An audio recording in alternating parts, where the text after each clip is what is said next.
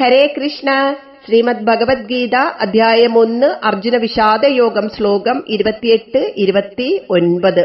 യുദ്ധത്തിനൊരുങ്ങി നിൽക്കുന്ന തന്റെ സുഹൃത്തുക്കളെയും ബന്ധുക്കളെയും എല്ലാം കണ്ട് ദുഃഖിതനായി പാർത്ഥൻ ഭഗവാനോട് പറയുകയാണ്, ദൃഷ്ട്വേമം സ്വജനം കൃഷ്ണ യുയുത്സും സമുപസ്ഥിതം സീതന്തി മമ ഗാത്രാണി മുഖം ച പരിശുഷ്യതി ബേബുദശ്ച ശരീരേ മേ രോമഹർഷശ്ച ജായതേ.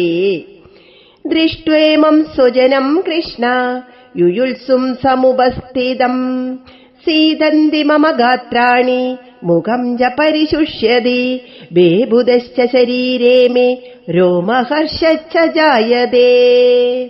കൃഷ്ണ, ഹേ കൃഷ്ണ, യുയുത്സും യുദ്ധമോഹികളായി, സമുപസ്ഥിതം വന്നു നിൽക്കുന്ന, ഇമം ഈ, സ്വജനം ബന്ധുജനങ്ങളെ, ദൃഷ്ട്വാ കണ്ടിട്ട്, മമ എന്റെ, ഗാത്രാണി അവയവങ്ങൾ, സീതന്തി തളരുന്നു, മുഖം വായ്, പരിശുഷ്യതി ച വരളുന്നു, മേ എന്റെ, ശരീരേ ശരീരത്തിൽ, വേപതുഹു വിറയലും, രോമഹർഷച്ച രോമാഞ്ചവും, ജായതേ ഉണ്ടാകുന്നു.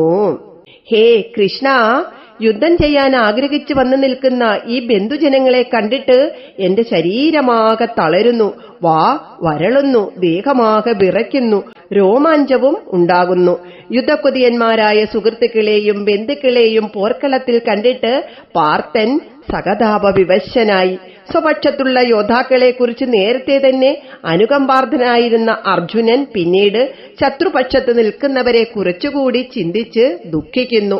ബന്ധുക്കളും സുഹൃത്തുക്കളും എല്ലാം പോരിനൊരുങ്ങി നിൽക്കുകയാണെന്നും ഈ പോരിൽ ഇവരിലേറെ പേരും വധിക്കപ്പെടുമെന്നുമുള്ള ചിന്ത അർജുനനെ പരിഭ്രാന്തനാക്കി.